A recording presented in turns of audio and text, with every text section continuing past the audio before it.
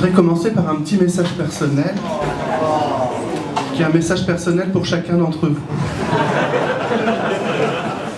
Si vous allez au Square Capitan, qui est juste à côté du jardin des arènes de Lutèce dans le 5e arrondissement, et que vous voyez un bonhomme bizarre avec un grand impair qui traîne au square et qui regarde jouer les enfants, c'est pas un pédophile, c'est juste mon oncle qui est autiste.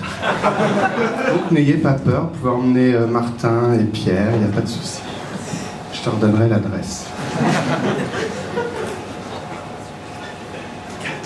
L'autiste est avant tout, d'après un consensus général, un bené, ou plutôt un demeuré, une personne avec un handicap mental quand le discours doit paraître érudit. Personne en situation de handicap mental pour les plus raffinés, en attendant une formulation encore plus longue qui ne saurait tarder à apparaître sur la toile. Une andouille, un crétin, un taré, dès lors que la loi de la chaumière reprend sa primauté sur celle de la blouse blanche. Sans même évoquer les termes de la cour de récréation, une évocation d'autant plus inutile que, dans le fond de son cœur,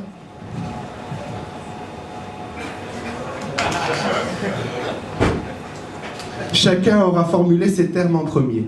J'ai pas trop apprécié les petits rires.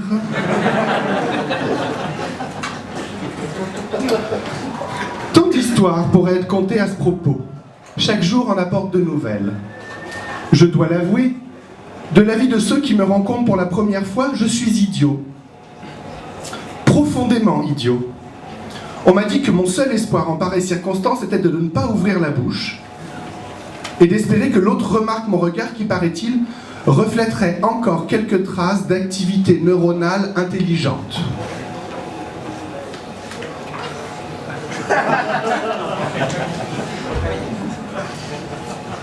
Car je parle en idiot, trop lentement, avec de forts accents étrangers.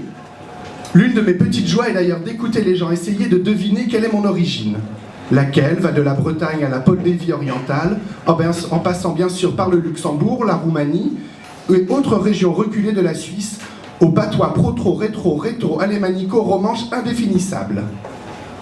Certains, que je connais pourtant depuis des années, pensent toujours que je leur ai menti et que je ne serais pas né en France, mais en quelque localité orientale, mais ils me pardonnent volontiers ce petit mensonge sur mes origines que nulle preuve, nul acte de naissance ne peuvent réfuter, et c'est à mes yeux le principal. Ces petits voyages virtuels ne sont pas le seul avantage de mon idiotie. D'autres sont étrangement gentils avec moi.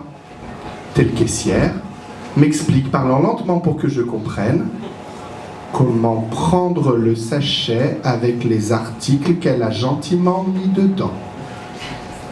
Dans tel aéroport, des employés me tiennent compagnie jusqu'à mon entrée dans l'avion, sans explication. Mais la langue n'est pas la seule en cause. Mes gestes sont inadaptés. Rien à faire, un ami réalisateur de films et figure de la vie culturelle parisienne m'a avoué que j'étais parfait tant que je ne bougeais pas. Là encore, chacun m'explique comme il peut. Beaucoup pensent que je suis membre du clergé.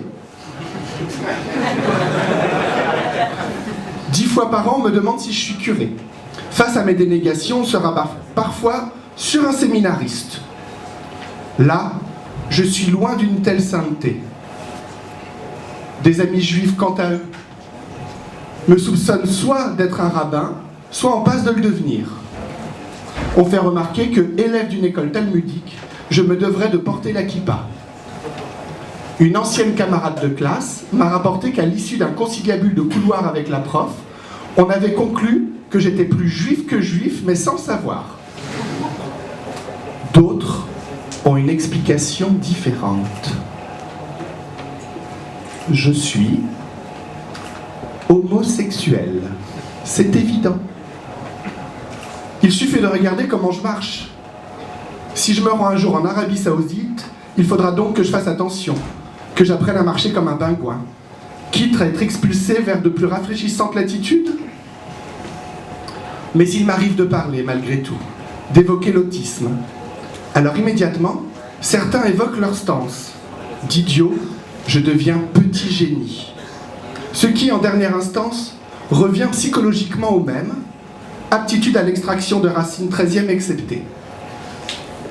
Les gens lèvent la tête et me regardent quand je dis que je suis un ancien de Sciences Po Paris et docteur en philosophie.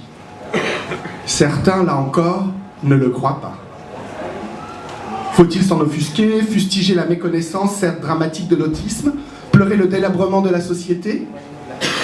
J'y vois plutôt autant de facettes d'une personne, autiste ou non. Joseph Chovanec, je suis à l'Est.